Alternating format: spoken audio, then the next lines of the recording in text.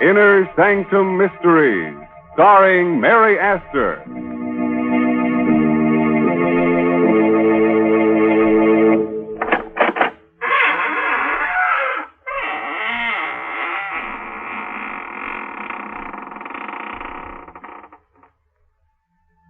Welcome, friends of the Inner Sanctum. This is your host, Raymond, inviting you to come in through the squeaking door and catch your breath. Now, don't be embarrassed. Many of my guests here are out of breath. But they won't tell on you. I assure you they won't breathe a word of it. You see, they were warm, too, when they came in, but they've cooled off now. You see, I've kept them on ice. Now, if some of them seem a bit unfriendly to you, don't mind. They can't help being stiff.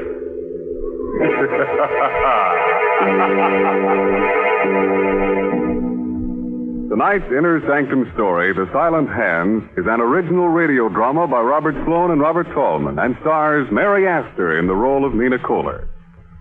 Tonight's Inner Sanctum drama is directed by Hyman Brown.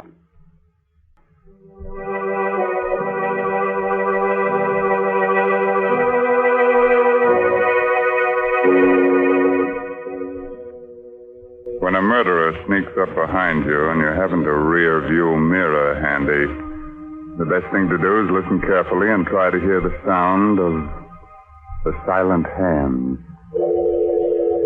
High up on the bluff, overlooking a West Coast harbor, police cars feel their way through the fog on their night patrol. They're on the lookout for a mysterious woman in white who has already strangled 3 men and pushed their bodies over the cliff. Attention all police cars. Attention all police cars. Woman in white evening dress reported walking with middle-aged man in Overlook Park. Investigate right away. Investigate right away.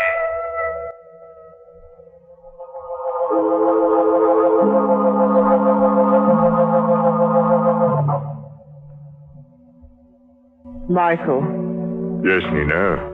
it's getting chilly. Oh? Finish your cigarette, will you? Let's go in. Of course, Nina.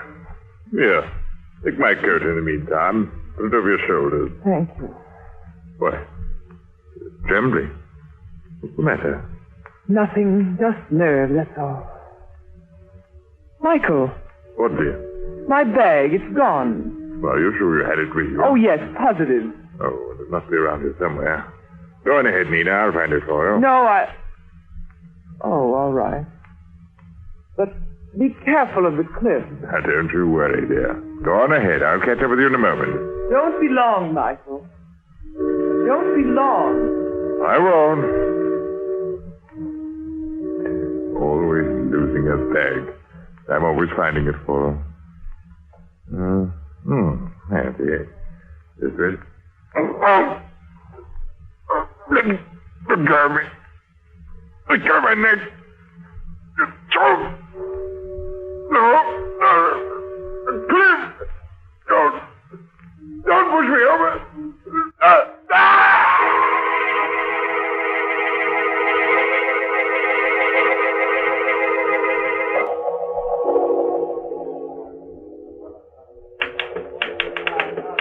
Don't you ever go home, Barnes? Not one other story to get out. I'll be finished in a minute, McGraw, and then we can leave. Okay. Oh. Hello, Barnes speaking. Mr. Barnes, Yeah? you want a good story for your paper. Get into a cab and drive to Overlook Park right away. The 4th victim of the woman in white has been found. What? Tell me that again, please. I didn't catch the address. Quick, McGraw. Get on another phone and trace this call. I'll stall as long as I can. Okay. Did you say that was Overlook Park, madam?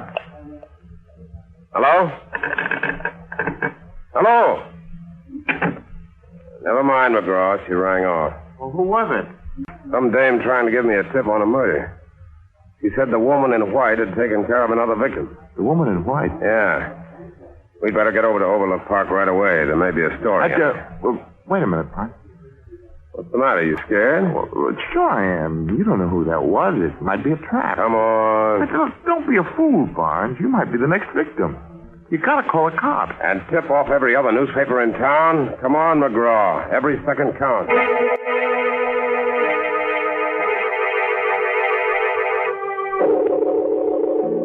Holy mackerel. That dame was right. Look down there on the rock. What is it? A man's body. A man without a coat. We better get the police. Yeah, we'll phone the story in and then we'll... Hey, wait a minute. Look at this. Barnes, don't touch anything. I won't. I just want to see it. Yeah. The same, all right. What's the same? This metal ring on the ground and a piece of silk next to it. That's what they found before in every one of these murders. What do you suppose it means? I don't know. The cops say it's like an East Indian trick, practiced by highway thieves. A precious stone or coins left on the road. When a traveler stoops over to pick it up, wham! A silk noose is slipped over the neck, and in a few seconds, it's all over. Barnes. Yeah? Somebody watching us. What? Over there, behind that hedge. Something moving. Something white. You got a gun? No. Neither have I. Come on, we better not fool around. Which way do we go? Back to the car? No. There's a house beyond those trees. Maybe we can get to a phone. Okay, let's run for it. Right.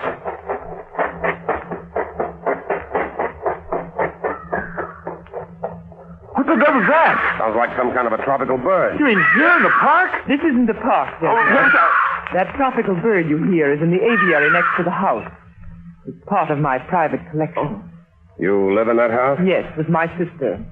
These are our grounds, gentlemen, and you're trespassing. Well, lady, We're looking for a telephone, madam. We're from the Chronicle. I don't care where you're from. You'll have to leave immediately. But someone's been killed. You'll have to leave immediately. My sister is ill. She can't have any excitement. Nina!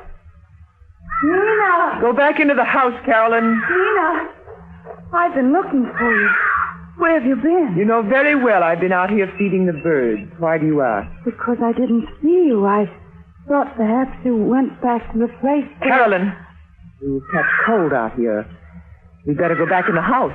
But who are these men, Nina? Reporters, dear. We'd like to use your telephone, miss, if there's one in the house. Why, of course. Come along. I'll take you to it. Thank you. If you men are reporters, I suppose you want to phone your paper about... About what? Nina, you're hurting. I'm sorry, dear. If I held your arm too tightly, I didn't want you to stumble. You're lying. You don't want me to talk. That's not true, Carolyn. You can say anything you please. Go ahead. Say anything you please. Oh, Nina. Please forgive me. I didn't mean what I said before.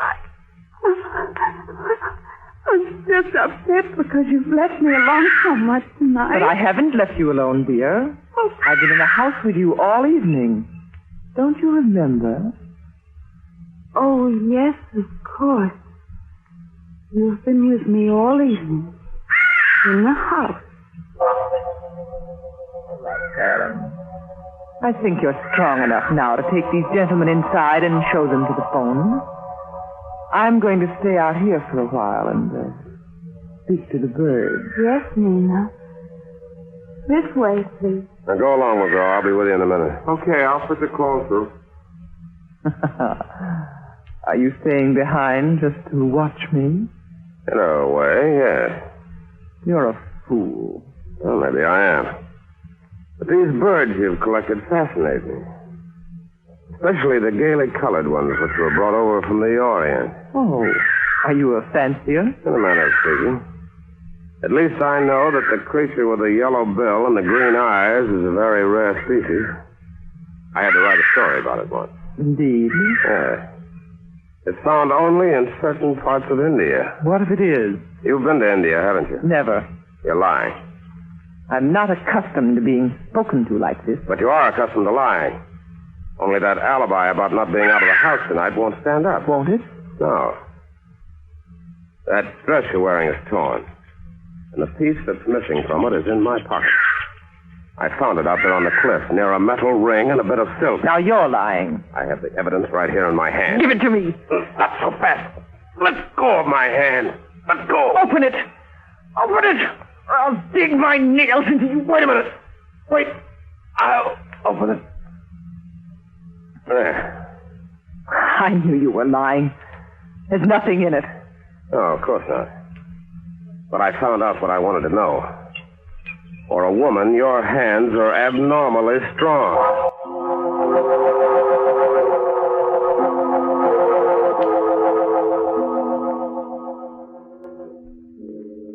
So now it's your turn to watch me and follow me around, huh, Mr. McGraw? Oh, not necessarily. Your friend must think I intend to run off before the police arrive. But he's wrong. I have nothing to fear from the police. Of course not. Don't stand there and grin at me. I'm cold and miserable. If you had any manners, you'd take off your coat and offer it to me before I freeze to death. You can have my coat. Here. Thank you. Wait a minute. Where are you going? Back to the house.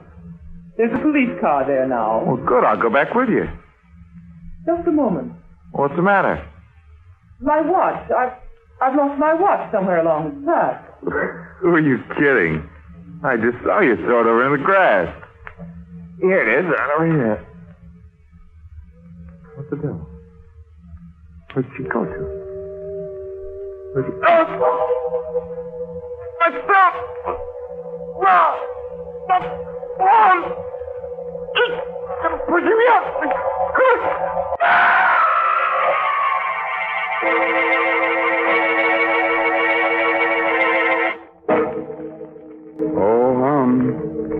Sorry to see McGraw go like that. He was such a nice boy. But, you know, it's his own fault in a way. He never should have tried that jump without a parachute. He may hurt himself someday.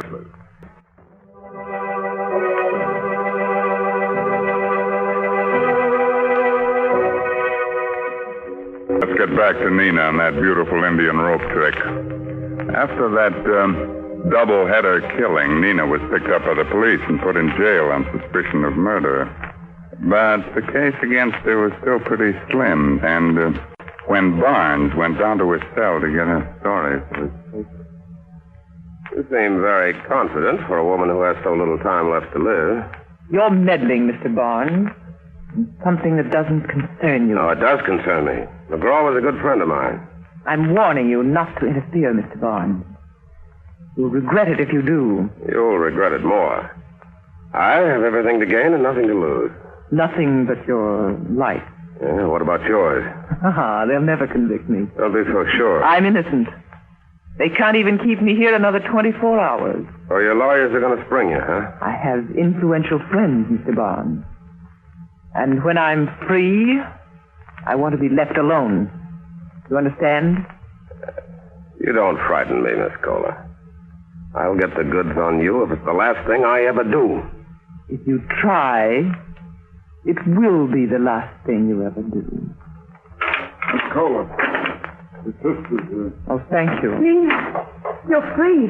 You're free, darling. Yes, I know. George told me he was getting out a writ. You see, Mr. Barnes, I have influential people. Well, they won't always be able to help you. No? Come along, Carolyn. I have so much to tell you. Yes, dear. Mr. Barnes, you've got to help me. What? It's a matter of life and death. Come to the house tonight at 10 o'clock. I'll be feeding the birds in the aviary. Right. Carolyn, what are you doing? I'm coming, Nina. I'm coming.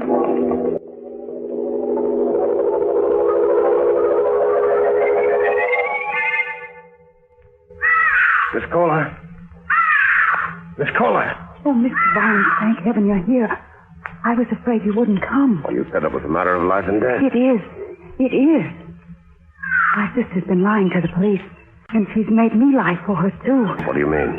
Well, that night you were here, that night Michael was killed, she told you she was in the house with me all evening, but she wasn't. She was out with him, walking through the park. Why didn't you tell the police? I couldn't. I was afraid of what she might do to me. You don't know her, Mr. Barnes. She'd kill me if she thought I was telling you this. But I've got to tell somebody. I've just got to. Wait a minute, kid. Get hold of yourself. There. The night this fellow Michael was killed, Your sister made you say that she was home with you all evening. Yes, that's right. Did she tell you why she wanted you to lie for her? Yes. I don't believe it. She said she had nothing to do with Michael's death, but there was no way of proving her innocence. She was afraid that police might convict her on circumstantial evidence if I didn't give her an alibi. I see. One more question, Miss Kohler. You've been to India, haven't you? Yes, we lived there a number of years. I thought so. When I saw that bird with the yellow bill and the green... Well, by the way, where is that bird? I don't see it. It's gone. The cage is empty. Your sister must have taken it away. I had to, Mr. Barnes. He was dead. Oh, Nina. Why are you so frightened, Carolyn? Have you been talking out of school? Oh, no. What have you told him? Nothing. Nothing. I haven't said a word. You're lying. Go into the house, Carolyn. Just a moment. Are you meddling again, Mr. Barnes? I'm more than meddling. I'm going to protect the state's key witness in its case against you. So you have told him? Yes. Yes, I told him everything. I don't care what you do to me. I don't care. Be quiet. Be quiet, I say. How long do you think you can keep this up, Miss Kohler? Aren't 5 cold-blooded murders enough for you? You're a fool, Barnes. Phone the police, Carolyn. Hurry. I'll keep her here until they arrive. Carolyn, don't you dare. Phone the police, I tell you. She'll kill you if you don't. Yes, I'll call him. Carolyn, come back here. The dig's just about up, Miss Kohler. You think you're clever, don't you? Not especially. But I know who committed those murders. You don't. You're wrong, Mr. Barnes. I can prove that you're wrong. You're wasting your breath. But I'm innocent, I tell you. And I can prove it if you give me half a chance. What chance did you give McGraw? I wasn't anywhere near McGraw when he was killed. And Michael was my best friend. Yeah, tell that to the cops. Give me a break, Mr. Barnes. I'll admit I was with Michael that night he was killed, but I didn't do it. I couldn't have done it. You couldn't have done it. No. I'll show you why if you let me go back to the place where it happened. What do you think I am? I think you're a gentleman, Mr. Barnes. And I know you want to find out who murdered your friend. But you never will find out if they convict me. You'll never find the real murderer. Won't you believe me? Won't you give me this one last chance? I don't know. Please, let me prove that you're wrong. Okay. Where do you want to go? Back to the edge of the cliff.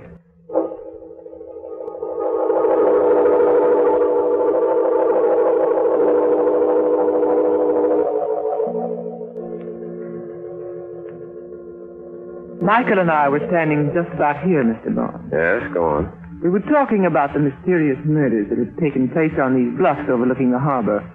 We were joking about the fact that I was a woman dressed in white. You're in white again tonight, Miss Kohler. Yes, it's my favorite color. I see. We stood here for a while, and then the cold air chilled me, so I asked Michael for his coat. May I have your coat, please, Mr. Barnes? What's the idea? I want to show you what happened. Well, do you have to be that graphic? Yes, it's important. The details are terribly important. All right, you can have my coat. But I'm warning you, Miss Kohler, I know the game. Slipping a silk noose over a man's neck is done more easily when his coat's off. That's why all the victims were found in their shirt sleeves. But Michael was the only one I knew. I couldn't possibly have had a motive for killing the others. They're complete strangers to me. That's not much of a defense. Psychopathic murderers often kill without a motive. They do it for the thrill it gives them, whether they know their victims or not. All right, continue with your story, Miss Kohler. Well, after I put on Michael's coat, I started toward the house. Yes? And then I missed my bag. Yes? I guess I left it near the edge in this, over there somewhere beside that rock. Good heavens. What's the matter? Isn't that another bag over there? Where? Beside the rock. Get it, Mr. Barnes, and bring it here. What? Bring it here. Oh, no, you bring it here. Oh, all right. If you're that frightened of me, I will.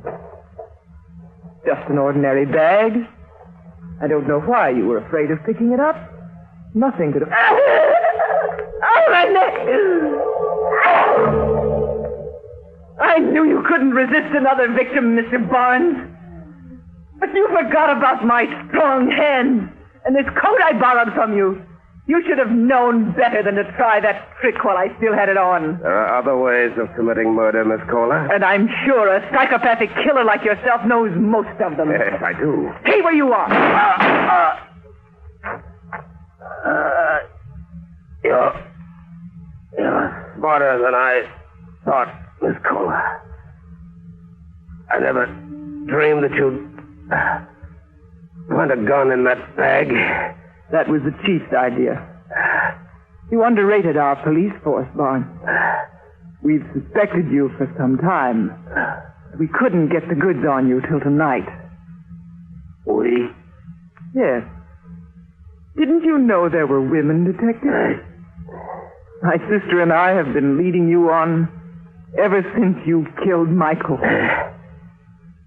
And all the time I was figuring I could pin the rap on you.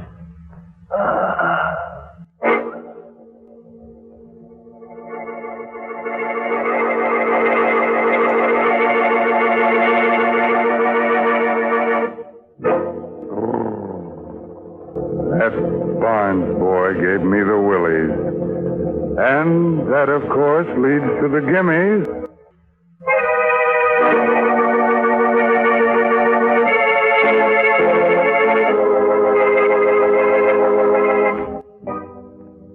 Well, it's time to fold up the ghosts now, those little folds, and put them back in the closet with the family skeleton, which is something. But remember, the next time you're out in the park on a foggy night, keep your shirt on. And keep your coat on, too. Although silent hands are liable to give you a pain in the neck. Well, if there's no more business to scare up, I guess I'll turn on the darkness. Thanks. So, until next week, bring you another Inner Sanctum mystery. Good night. Pleasant dreams.